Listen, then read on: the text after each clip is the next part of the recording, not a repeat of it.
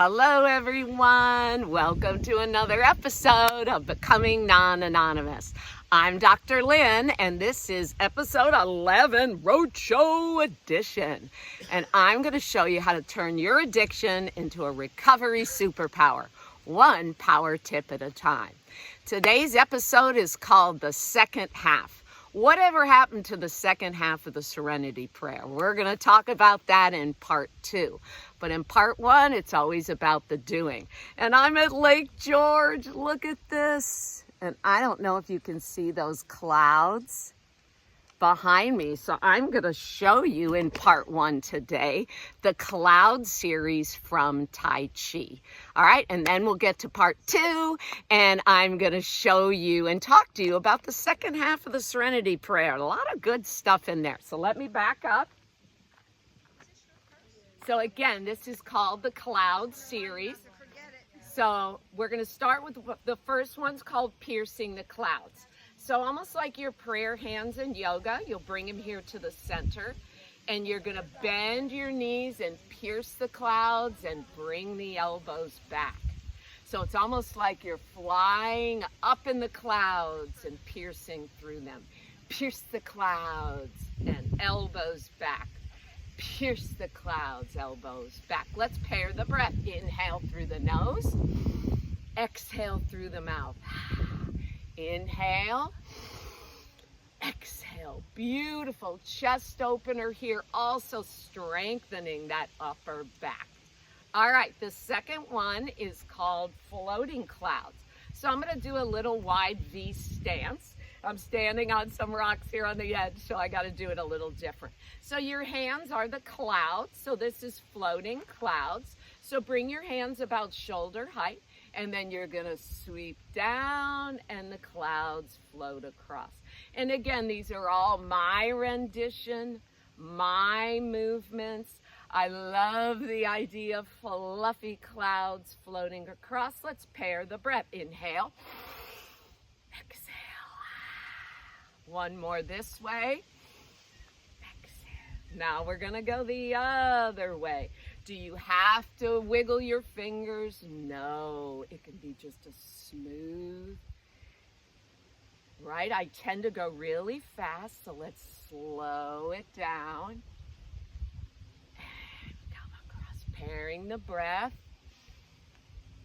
And exhale. Okay, so the next one are called Clouds Across the Sky, or clouds meeting. I'm not going to do the footwork because of the precarious place I am. So I'm going to maintain that wide V and I'm going to have my clouds. It's that beautiful energy ball in Tai Chi, that yin and yang. And I'm holding it here and that energy transpiring through my hand. And I'm merely going to take that ball and move it here. So again, the hands are the clouds. And so clouds are formed by bringing water up from the earth and moving across. Clouds across the sky, clouds across the sky, and clouds across the sky. Let's pair the breath. Inhale. Exhale. Inhale.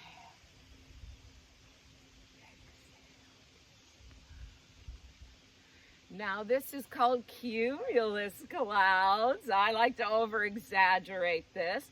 Those big billowy clouds right before a rainstorm, which it might rain here.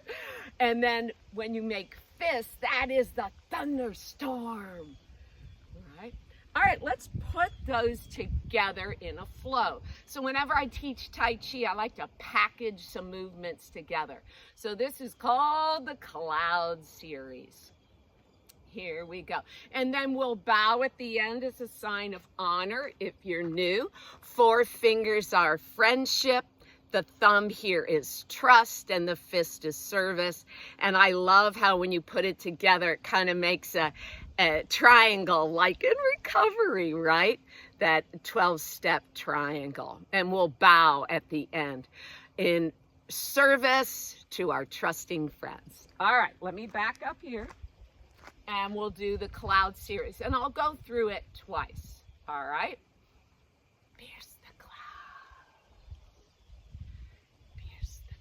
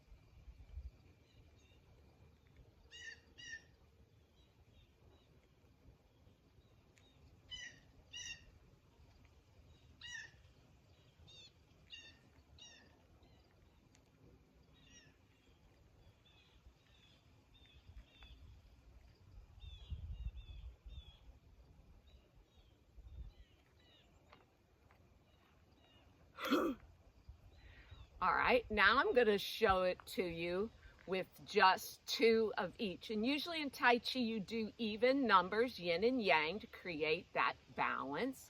So let's start again. We'll do pierce the clouds, pierce the clouds, floating clouds, floating clouds, other direction, floating clouds, floating clouds, clouds across the sky, clouds across the sky, clouds meeting, cumulus, 2, 3, 4. Here comes that storm, 2, 3, 4. Inhale and bow as a sign of honor.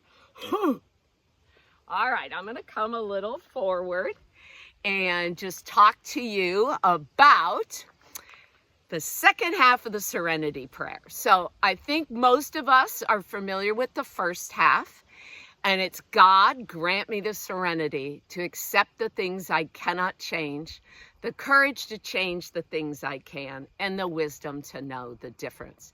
And then nothing wrong with the first half of that Serenity prayer.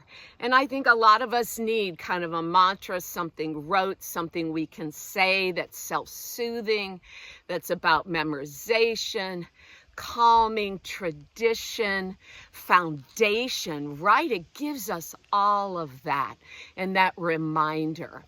But boy, that second half is full of goodies, right?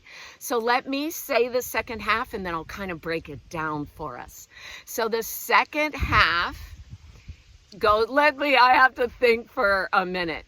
Taking one day at a time, living one moment at a time, accepting hardships as a pathway to peace, accepting as he did this sinful world as it is, not as I would have it, being reasonably happy in this life and extremely happy with him in the next. Amen. And I know, even you hear me, I don't know it. I haven't committed it to memorization, but enough to stand on top of Pinnacle here on the top of Lake George in New York. So let's just break it down a little bit. And that first line, right? You've heard that many times in a 12-step program, taking one day at a time. And that's well and good when the sky is opening up and it's blue, but what happens when the clouds look like this and it's dark and it's stormy and it's gonna rain?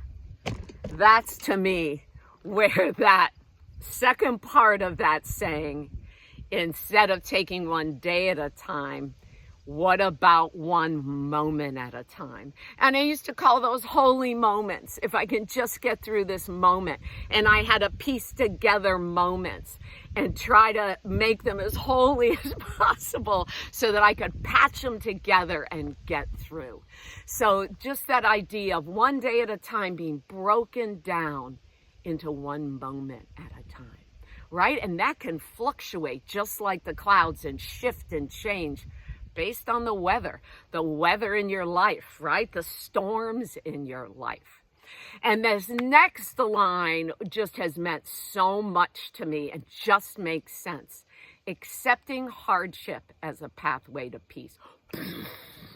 To me, that was just mind-blowing. Is that why I'm having all this trouble? Even before I entered recovery, there were so many hardships in my life. Whether I self-inflicted them, they came from someone else, or the situation, the environments I placed myself in, or I was placed in without me having any say that I could do about it, especially being young and just learning about life. So the idea that hardships are a pathway to peace, and there's no way to get to this beautiful peace up here at the top of this pinnacle, I'm going to turn around, except, let's see if I can catch it, to hike that trail.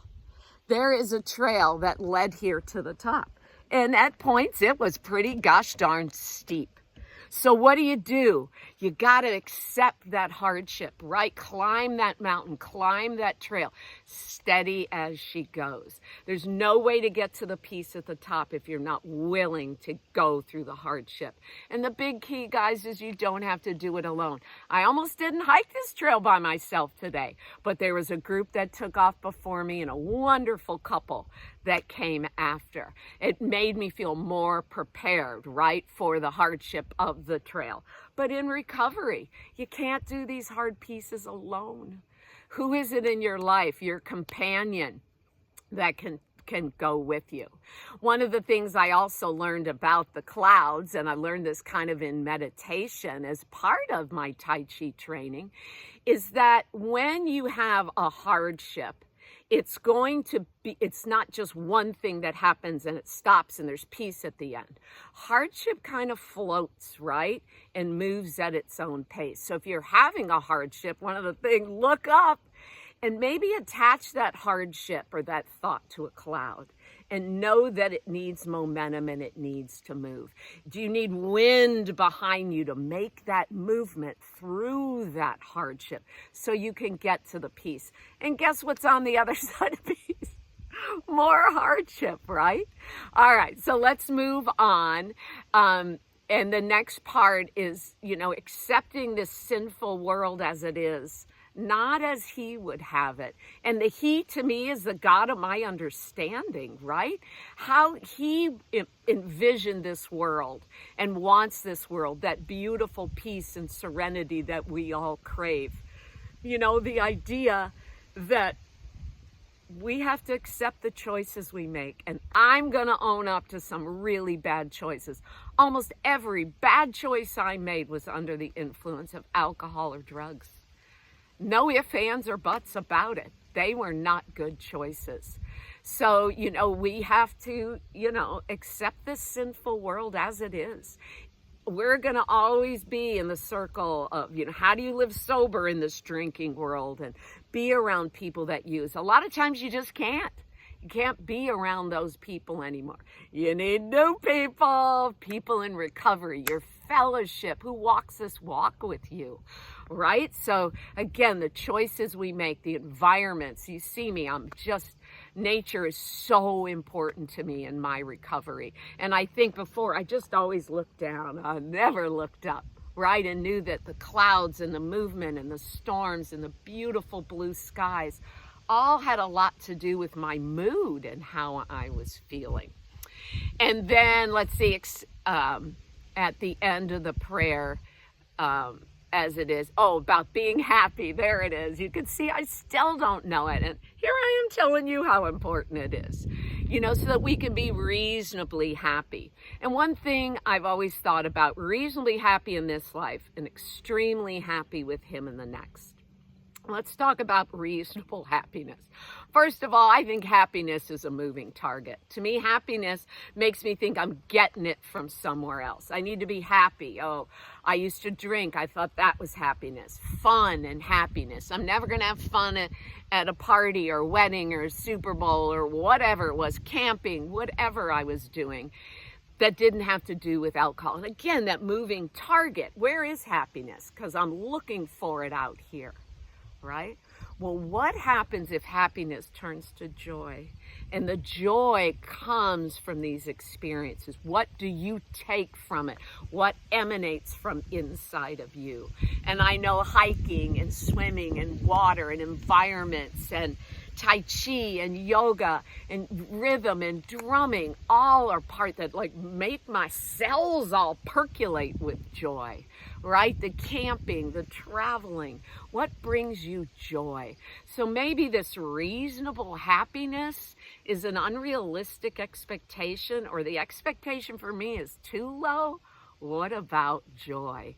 And I can't tell you, climbing up here, I can't look at this view and not feel joyful. And to me, if I can get joy from nature and then get it in all my cells and carry it the rest of the day.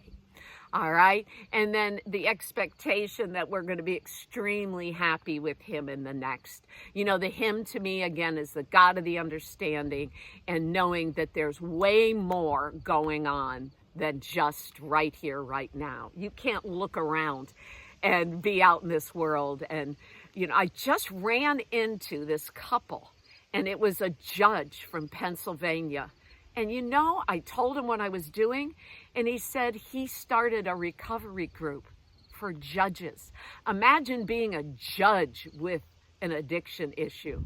How do you get help without everybody, well, you're a judge, we're the lawyers, we're supposed to look up to you, and and he gave me a contact of a woman who's a judge who hopefully will be part of this show, and I can interview her, or she can just record something for us. How about that? How does that work out, right? And then the end of the Serenity prayer, there is an amen. So maybe it was because it talks about God and it has an amen in the afterlife that AA maybe lopped it off, or it was too long. I'm not sure of all the reasons, but there's a lot of goodies in there that really have to do with recovery. So I hope you look it up. I may have not said it exactly right. That's on me, and I need to get that down myself. But I will sign off now. Go make healing your destiny. I'm going to go hike up another little peak here and then take my paddleboard out on this lake. Okay, I will see you in Nebraska.